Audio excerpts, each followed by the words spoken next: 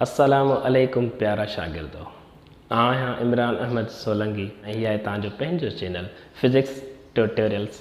जी बाबा, physics खे पढ़ण खां अॻु असांखे इहा ख़बर हुअणु घुरिजे त फिज़िक्स में छा छा हूंदो आहे ऐं फिज़िक्स कीअं हूंदी आहे, फिज़िक्स कहिड़े कमु अचे थी। कॾहिं का बि शइ असां नई ॿुधूं था, का बि शइ असां नई ॿुधूं था त उनखे वधीक सर्च करण जो या ॾिसण जो शौक़ु पैदा थो थिए। उनजी ॼाण हासिलु करण खां पोइ असांखे उन में अञा वधीक दिलचस्पी पैदा थी थिए।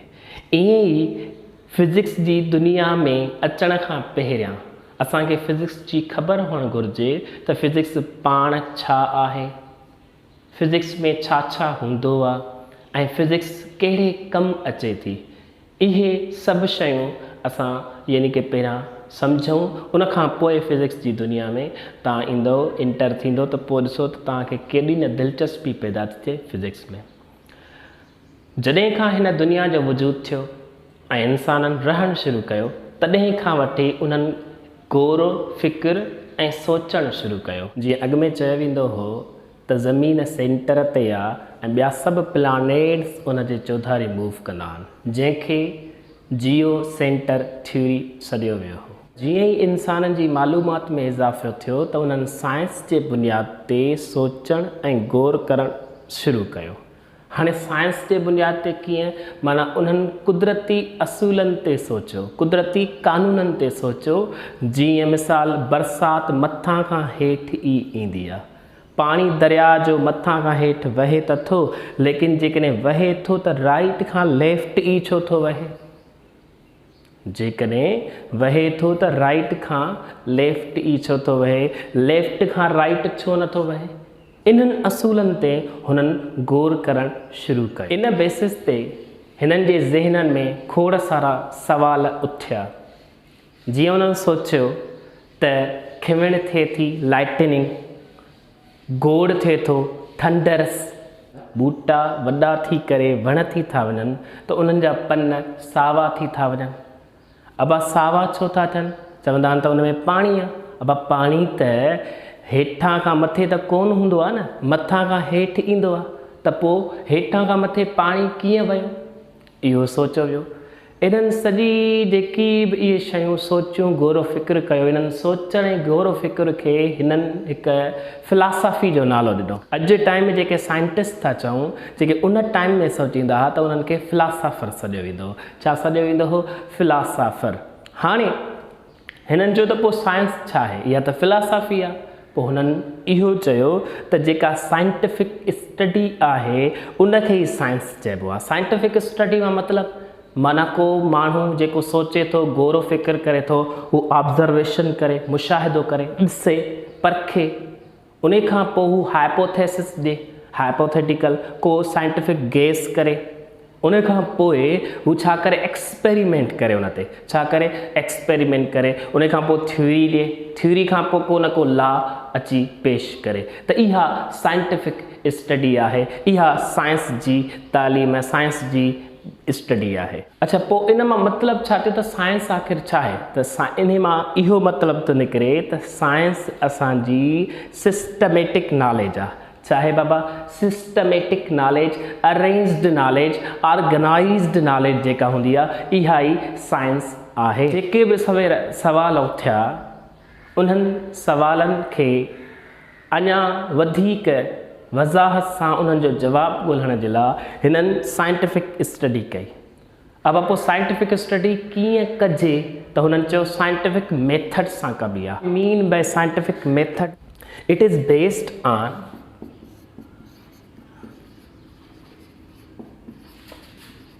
principles,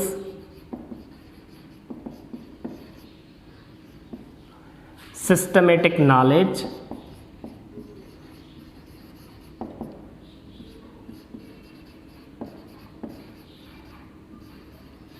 and research.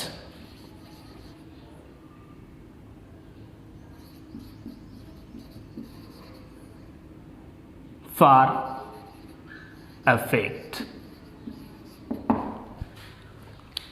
जेकी साइंटिफिक मेथड आहे उन जो मतिलबु ही आहे त इहो छा ते बेस थो थिए on the basis of principles, असूल, कुदरती असूल, systematic knowledge and research for a fact. माना कंहिं सच खे साबित करण जे लाइ असांखे स्टडी करणी पवंदी साइंटिफिक मेथड जी। हाणे इन साइंटिफिक मेथड में कहिड़ा टर्म्स हूंदा आहिनि, कहिड़ा फैक्टर्स हूंदा आहिनि, उन्हनि खे अची सम्झो। ठीकु आहे। अच्छा ॾिसो बाबा, साइंटिफिक मेथड में पहिरियों जेको फैक्टर टर्म आहे, स्टेप आहे, उहो आहे ऑब्ज़र्वेशन्स। ऑब्ज़र्वेशन कीअं हूंदी आहे, छा हूंदी आहे?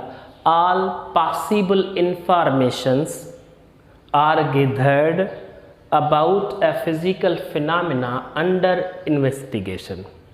जेका बि असां पॉसिबल माना जेका इम्पॉसिबल हुजे उहा त असां इंफॉर्मेशन नथा चऊं, मालूमात नथा चऊं। जेका पॉसिबल हुजे इंफॉर्मेशन असांजे वस में हुजे, जेका इंफॉर्मेशन उनखे गॾु करे उनजी इन्वेस्टिगेशन शुरू कयूं। उनजे मुताबिक़ असां इहो मुशाहिदो हूंदो आहे। माना सिंपली ऑब्ज़र्वेशन माना ॾिसणु, पंहिंजे सेंसिस सां मुशाहिदो करणु, कननि सां ॿुधो, अखियुनि सां ॾिठो, ठीकु आहे, नक सां स्मेल कयो, इहो असां छा आहे, इहा ऑब्ज़र्वेशन जस्ट था कयूं। हाणे इन ऑब्ज़र्वेशन जे मुताबिक़ कीअं, हाणे ऑब्ज़र्वेशन अॻु में कीअं कंदा हुआ, जीअं चवंदा हुआ त ॾींहुं ऐं राति थो थिए। अब ॾींहुं राति कीअं थो थिए, हुननि सोचियो छो जो ज़मीन हिकिड़े हंधि बीठी आहे, सिजु उनजे चौधारी मूव थो करे, जेकॾहिं हेॾां हुआ त ॾींहुं आहे, वरी हेॾां थो अची वञे त हेॾे ॾींहुं थो थिए, हेॾे राति थी वेंदो। अहिड़े तरीक़े सां हिननि चयो त बाल मथे उछलायूं था त उहो हेठि ई छो थो किरे, मथे छो नथो हलियो वञे, ॿिए पासे छो नथो हलियो वञे। वरी हिननि सोचियो त सूफ़ जेको आहे हेठि किरे थो त हेठि ई छो थो किरे, मथे छो नथो किरे। हाणे हिन वक़्तु त तव्हांखे इहे मामूली ॻाल्हियूं थियूं लॻनि, बेवकूफ़ाना ॻाल्हियूं थियूं लॻनि, लेकिन तव्हां इहो सोचे करे गौर फ़िक्र उन टाइम जे मुताबिक़, उन दौर जे मुताबिक़, उन्हनि फिलासफ़र जे मुताबिक़ तव्हां सोचे ॾिसो त तव्हांखे इहे वॾियूं ॻाल्हियूं हूंदियूं त वाक़ई बाल मथे था उछलायूं त मथे छो नथो हलियो वञे, हेठि ई छो थो किरे। अब इहो सोचियो वियो त ठीकु आहे, मास वॾो अथसि अर्थ जो, इन जे करे मास सां उहा छिके थी हेठि। अहिड़े तरीक़े सां अॻिते वरी ॿिया बि सुवाल उथारिया विया, जीअं हवा जे बारे में सोचियो वियो त हवा अचे थी त हिकिड़े पासे ॾांहुं अचे थी, वरी ॿिए पासे ॾांहुं बचे थी। इहो वरी छो? इहो मुशाहिदो माना ऑब्ज़र्वेशन थी, इहा ऑब्ज़र्वेशन थी। त इहा तव्हांजी ऑब्ज़र्वेशन हूंदी आहे। सेंसिस जे हवाले सां जेका मालूमात हासिल कई वञे उहा ई असांजी ऑब्ज़र्वेशन हूंदी। ॿियो स्टेप ॾिसो बाबा, hypothesis. It is a scientific guess, धुक्को, साइंसी धुक्को हणणु। कीअं साइंसी धुक्को हणणु? त जीअं न्यूटन हाइपोथेसिस कयो हो about the nature of light. छा चयो हुई त speed of light is greater in denser medium than rare medium. छा इहा ॻाल्हि सही आहे? न, अॻिते हली इहा ग़लति करार ॾिनी वई। जीअं रदरफोर्ड चयो त जेके रिवॉल्विंग इलेक्ट्रॉन हूंदा आहिनि उहे फॉल थी वेंदा आहिनि न्यूक्लियस में due to loss of energy. छा ईअं आहे? न, इहा हिकिड़ी हाइपोथेसिस आहे। वरी ॿिए साइंसदान जीअं बोहर चयो हो त जेके ऑर्बिट्स आहिनि उहे सिर्फ़ु सर्कुलर ई हूंदा आहिनि, लेकिन इहे न आहे, सर्कुलर न हूंदा आहिनि, इलिप्टिकली हूंदा आहिनि, इलिप्टिकली। समरफील्ड जे मुताबिक़ इलिप्टिकली हूंदा आहिनि। त इहे छा ही हाइपोथेसिस हुई, छा हुई? हाइपोथेसिस। त ईअं ई असांजा खोड़ सारा साइंसदान, साइंटिस्ट पंहिंजी हाइपोथेसिस ॾींदा हुआ। जी बाबा, हाणे नंबर 3 स्टेप असां वठूं था। ॾिसो, थ्योरी।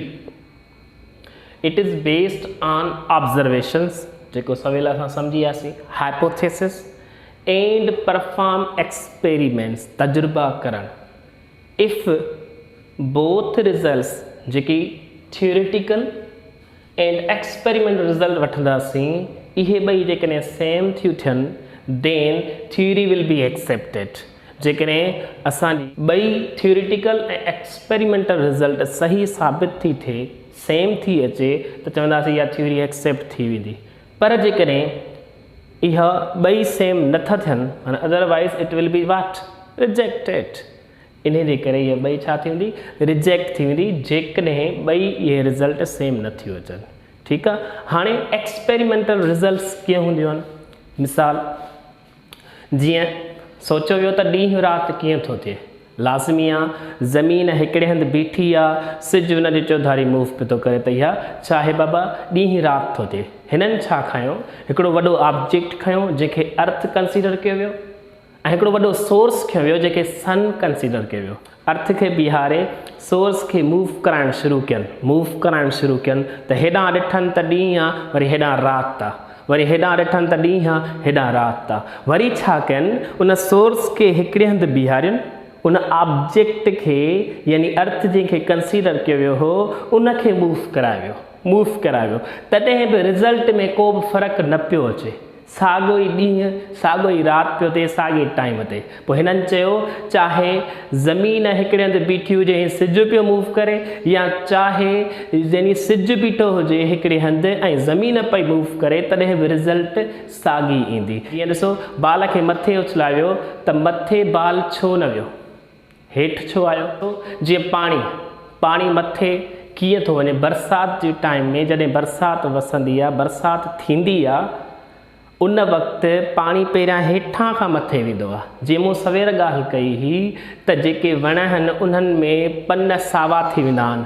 हाणे पन सावा छो थींदा आहिनि, जो मथे उन्हनि में पाणी हूंदो आहे। अब पाणी मथे कीअं वियो, त हिन मथे पाणी वञण जो कॉन्सेप्ट ॿुधो। मिसाल, पाणीअ खे हीट थी मिले, एनर्जी थी मिले। हाणे उहो हीटअप थींदो आहे त टेम्परेचर राइज़ थींदो।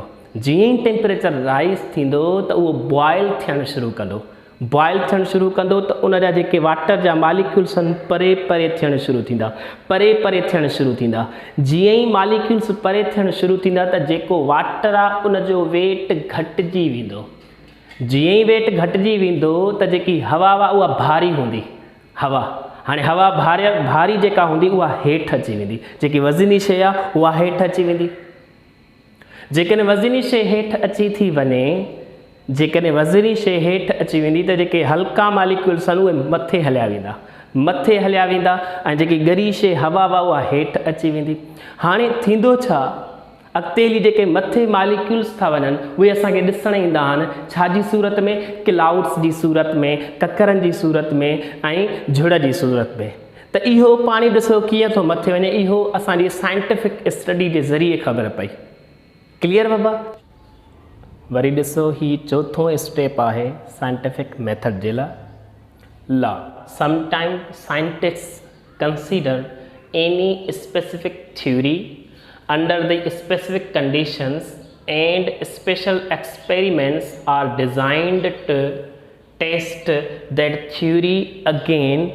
Predicted results are obtained, then the theory is supposed to be correct, and then this theory becomes the law. माना जॾहिं बि जेका थ्योरी हुननि पेश कई उनखे एक्सपेरिमेंट्स जे ज़रिए बार बार उन थ्योरी खे प्रूफ करण जे लाइ बार बार रिपीटेशन कई वञे, बार बार रिपीट कयो वञे। जेके रिपीटेशन में रिज़ल्ट्स सभई वरी ॿीहर सेम थी अचनि त उनखे लॉ यानी कि सिलेक्ट करे छॾींदा आहिनि, लॉ चई छॾींदा आहिनि, लॉ प्रूफ करे छॾींदा आहिनि, लॉ वजूद में आणींदा आहिनि। जीअं मिसाल, Newton's law of motion, gravitational law, Coulomb's law, Hooke's law of conservation of energy and ETC, खोड़ सारा ॿिया बि अलाए केतिरा असांजा लॉ आहिनि। हाणे ॾिसो बाबा, 5 नंबर आहे मैथमेटिकल मॉडलिंग। इन में एक्सप्लेनेशन ऑफ फिजिक्स यानी science on the basis of mathematics. Mathematics जे बुनियाद ते साइंस खे ऐं फिजिक्स खे एक्सप्लेनेशन यानी वज़ाहत करणु, प्रूफ करणु। मिसाल, असां हिकु बाल मथे उछलायूं था। हाणे मथे उछलायूं त ज़मीन इन खे छिके थी, ते सवाल थो थिए त पोइ उनखे सिज छो नथो छिके, सिज छो नथो अट्रैक्ट करे। हालांकि सिज त ज़मीन खां तमामु वधीक मास वारो ऐं वॾो ऐं हैवी आहे, पोइ छो सिज छो नथो छिकेसि? त असांजो जवाबु हूंदो त सिज त सफ़ा परे आहे। हलो मञियोसीं त सिज परे आहे त छिकेसि थो। हाणे असां बाल खे केतिरो वेझो खणी वञूं सिज जे जो सिज उनखे छिके? हाणे साईं हिते मुंझी पवंदो, माण्हू फासी पवंदो। त हाणे इहो त वाक़ई सुवाल उथे थो। त पोइ हिननि चयो इन जे लाइ, इन खे प्रूफ करण जे लाइ असांखे फार्मूले जी ज़रूरत पवंदी, छो जो असां सिज ताईं कोन था वञी सघूं। इन जे करे उन्हनि हिकु फार्मूलो ॾिनो, F is equal to G_m1 m2 upon r square. This is the gravitational law जे बुनियाद ते फोर्स जो फार्मूलो हिन फोर्स जे बुनियाद ते हिन डिस्टेंस जे बुनियाद ते फोर्स काउंट थींदो त केतिरे डिस्टेंस ते रखूंसि वञी जो फोर्स लॻेसि। ठीकु आहे बाबा, हिन जे बुनियाद ते एक्सप्लेनेशन थी। वरी हिननि चयो जीअं हिकिड़ो बाल मथां खां हेठि फ्री फॉल अचे, छा अचे? फ्री फॉल अचे ऐं कंहिं टाइम में हू अची हेठि किरे, को बि टाइम 5 सेकंड 20 सेकंड 1 मिनट केतिरो बि टाइम काउंट कयो। हाणे सवाल थिए त केतिरे टाइम में उन मिसाल ॻाल्हि 5 मिंटनि में उन केतिरो डिस्टेंस तय कयो। इन जे लाइ असांखे छा करिणो पवंदो? असांखे फार्मूले जी ज़रूरत पवंदी। त फार्मूलो कहिड़ो हूंदो? ॾिसो फार्मूलो कहिड़ो हूंदो? S is equal to VIT plus या माइनस 1/2 GT स्क्वायर। ही जेको फार्मूलो आहे फ्री फॉल इक्वेशन जे बुनियाद ते ही फार्मूलो असांखे ॿुधायो वियो ऐं ॾिनो वियो त इन सां असांजी एक्सप्लेनेशन थींदी। हिन फार्मूले जे ज़रिए असां इहो मालूम करे सघूं था त केतिरो डिस्टेंस कवर थींदो। वरी चयो वियो, वरी सवाल उथारियो वियो त जेकॾहिं हिकु गाॾी हुजे उनखे असां फोर्स लॻायूं, गाॾीअ जो लाज़मी मास हूंदो, ठीकु आहे, त हुनजी एक्सीलरेशन केतिरी थींदी? हिन फार्मूले सां मालूम थी वेंदो। ॾिसो F/m is equal two acceleration. त इहे फार्मूलनि जी मदद सां असांखे साइंटिफिकली रिज़ल्ट वठणु, उनखे चइबो आहे यानी मैथमेटिकल मॉडलिंग। क्लियर बाबा? त ही सभई जेके 5 ई स्टेप्स आहिनि इन्हनि जे ज़रिए साइंटिफिक स्टडी थींदी आहे, साइंटिफिक वे सां। शाबाश, ही नोट करे वठो। त ॾिसो बाबा, अॻियां अव्हांजे हिकिड़ी वॾी अहम स्टेटमेंट लिखियल आहे, there is no final theory in the science. Science जी दुनिया में फाइनल थ्योरी न थींदी आहे। साइंस जी दुनिया में फाइनल थ्योरी जो वजूद कोन्हे। कीअं?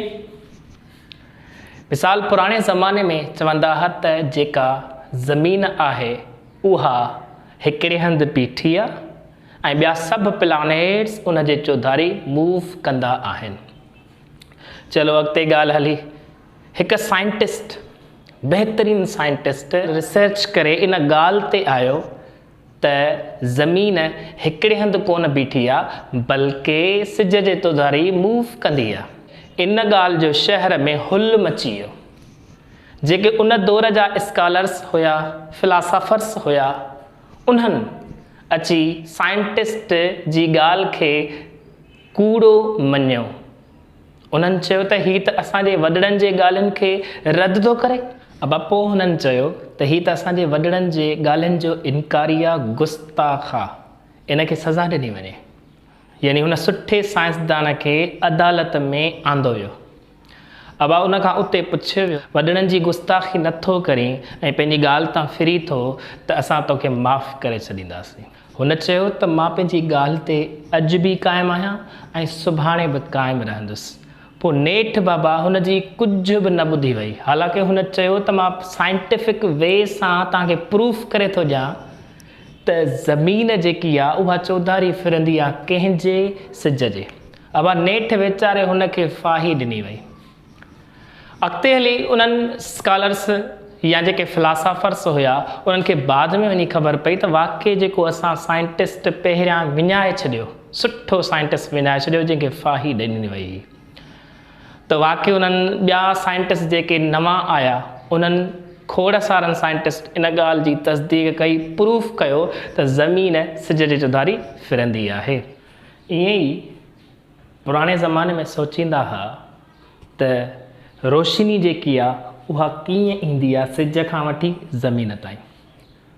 पोइ हिकु दफ़े न्यूटन उन चयो त जेका न्यूटन पंहिंजी थ्योरी पेश कई, उन चयो जेका रोशनी आहे उहा सिज खां वठी ज़मीन ताईं हिकु तीर वांगुरु ईंदी आहे, तीर वांगुरु या गोलीअ वांगुरु ईंदी आहे ऐं सिधी ईंदी आहे, सिधी।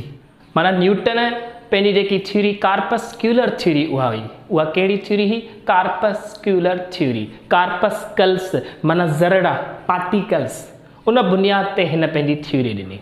बाद में हिकु साइंटिस्ट आयो जंहिंजो नालो हो हाइजन। उन पंहिंजी थ्योरी ॾिनी वेव थ्योरी।